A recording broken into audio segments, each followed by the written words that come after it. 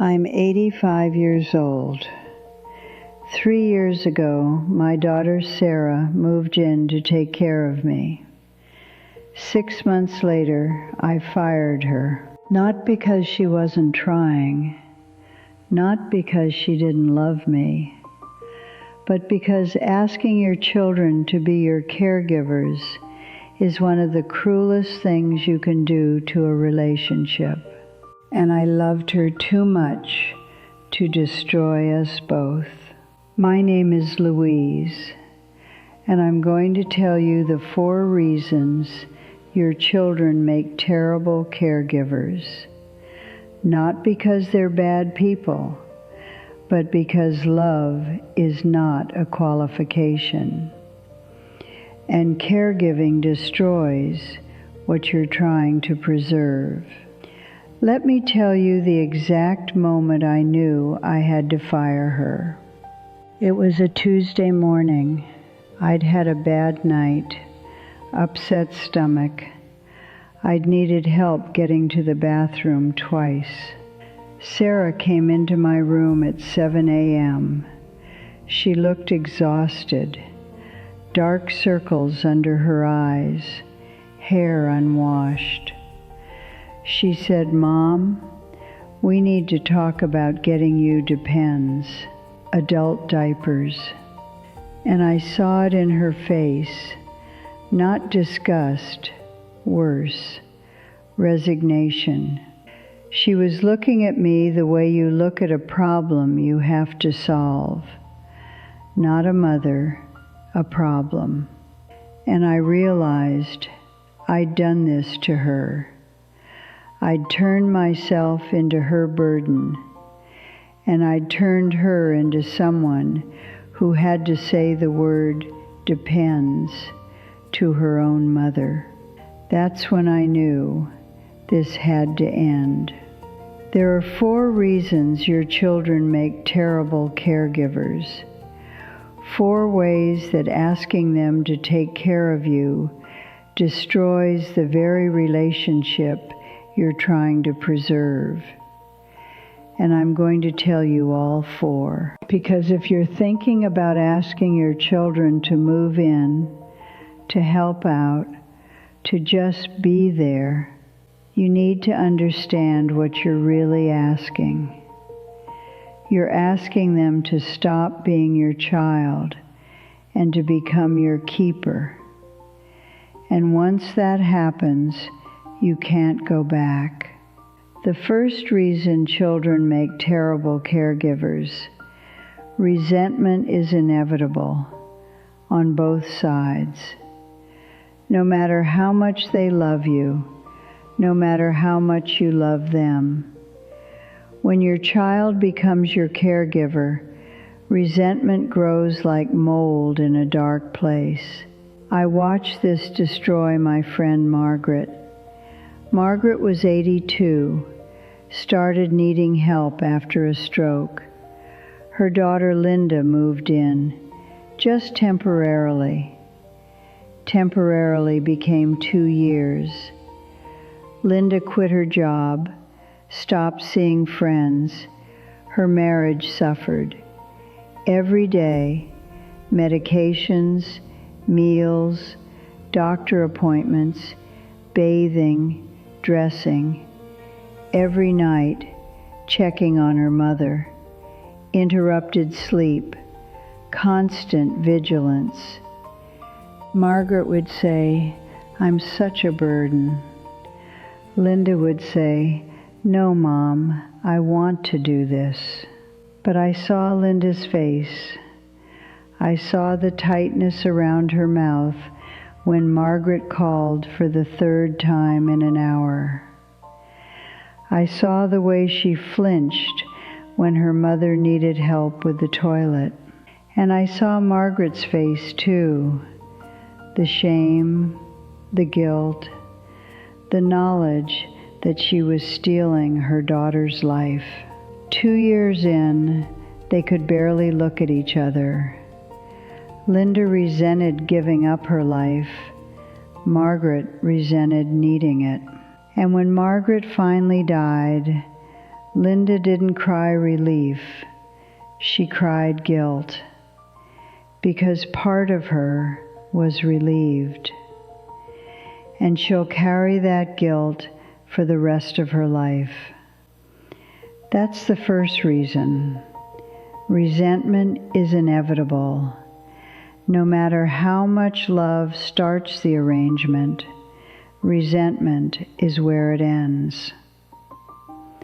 The second reason children make terrible caregivers: the intimacy required destroys dignity for both of you. Let me be blunt. When you need caregiving, you need help with intimate things: bathing, toileting, dressing, wiping, and asking your child to do those things. It breaks something fundamental. I watched this happen to a man named Robert. Robert was 87. His son David moved in to help. At first it was fine. Cooking, errands, manageable. Then Robert fell. Hip surgery, recovery. Suddenly David was helping his father shower, helping him onto the toilet, cleaning him when accidents happened.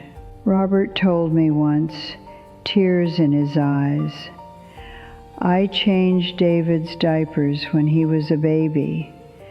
That was natural. That was my job. But having my son wipe me at 87, I can't look him in the eye anymore." And David couldn't look at his father the same way either. You can't unsee your parent that vulnerable. You can't forget helping them with the most private, humiliating moments. And parents can't forget that their child had to do it. The relationship changes. Your child stops seeing you as the strong parent who protected them. They see you as fragile, dependent, diminished. And you stop seeing them as your child. You see them as the person who knows your shame. Robert died a year later. David visited the grave every week. But he told me he couldn't remember his father's face without seeing him helpless on the toilet. That's the second reason. Intimacy destroys dignity. And once dignity is gone between parent and child, the relationship dies with it. The third reason children make terrible caregivers: guilt becomes the currency of every interaction. When your child is your caregiver, you stop having a normal relationship. Everything becomes transactional. Everything runs on guilt. I watched a woman named Helen weaponize this. Helen was 83.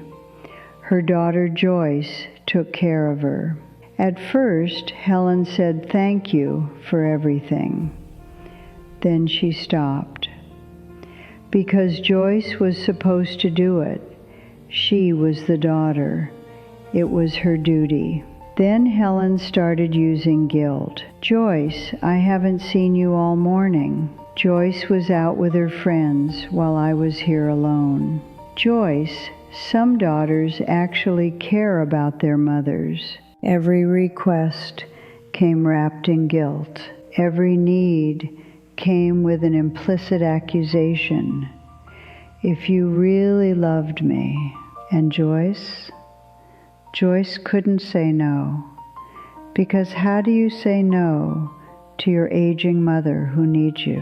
Joyce stopped having a life. Because every time she tried, her mother made her feel like a bad daughter. And Helen lost her daughter's genuine affection because Joyce stopped visiting out of love and started showing up out of obligation. The relationship became a performance. Joyce performed duty. Helen performed need. Neither of them were real with each other anymore. Helen died 5 years later. Joyce inherited the house. But she told me she felt nothing but relief, and she felt terrible about feeling relief. That's the third reason. Guilt becomes currency, and a relationship that runs on guilt dies long before the body does. The fourth reason children make terrible caregivers: they have their own lives, and you're asking them to give those up. This is the one nobody wants to say out loud. Your children have jobs, marriages, their own children, their own health issues, their own struggles. And when you ask them to be your caregiver, you're asking them to sacrifice all of that. I watched my daughter Sarah sacrifice. She had a job she loved, quit it. She had a husband. He got angry about the lost income and her constant absence. She had friends, stopped seeing them. She had a life, gave it up for me. And I saw what it was doing to her. The weight gain from stress eating, the exhaustion from interrupted sleep, the way her marriage was crumbling, the way her own health was suffering. One night I heard her crying in the bathroom, sobbing, "I can't do this anymore, but I can't not do this." And I realized I was killing her, not dramatically, slowly, like a vine that strangles a tree. She loved me, and that love was destroying her. That's when I made the decision. I had to fire her, not because she was failing, but because she was succeeding at her own expense. That's the fourth reason. They have lives, and asking them to give those up is asking too much. Even if they say yes, especially if they say yes. So I fired my daughter. I sat her down and said, "Sarah, I love you. You've been wonderful. But this ends today." She cried, "Mom, I can't just leave you." I said, "You're not leaving me. You're going back to your life, and I'm hiring professionals." I hired a home health aide. Her name is Patricia. She comes 3 days a week. She helps me bathe, dress, manage medications. She's kind, she's competent, she's professional. And when she helps me with intimate things, I don't feel shame, because it's her job, not an act of filial duty. She's not my daughter seeing me vulnerable. She's a professional doing what she's trained to do. It costs $4,000 a month. I'm paying from my savings. The money my children will inherit is shrinking, and I don't care. Because Sarah got her life back. She went back to work, part-time at first, now full-time. Her marriage stabilized. She started seeing friends again. She lost the stress weight. And when she visits me now, she visits as my daughter, not as my caregiver. We have coffee, we talk, we laugh. She doesn't resent me. I don't feel like a burden. we got our relationship back because I stopped asking her to be something she shouldn't have to be. I'm 85 years old, and I need help now. I can't bathe myself safely. I can't always remember my medications. I need someone checking on me. But I don't need my children to do it. Needing care doesn't mean I need to destroy my relationship with my children. There are professionals for this, people who are trained, paid, equipped, people who can help me without sacrificing their own lives, people who can maintain my dignity because they're professionals, not my children. Yes, it costs money. Yes, it's eating into their inheritance. But I'd rather leave them less money and a healthy relationship than leave them guilt, resentment, and trauma. Your children love you, but love doesn't make them qualified caregivers. Love doesn't prevent resentment. Love doesn't preserve dignity through intimate care. Love doesn't erase the guilt. Love doesn't give them back their lives. Professional caregivers do this better, and they do it without destroying relationships. If your children have offered to take care of you, if you're considering asking them, don't. I know it seems like the loving thing to do. We're family. We take care of each other. But taking care of each other doesn't mean sacrificing everything. It doesn't mean your daughter has to quit her job. It doesn't mean your son has to wipe you after using the toilet. There's another way. Hire help. Use your savings. That's what the money is for. Spend down your assets if you have to. Move to assisted living if you need to.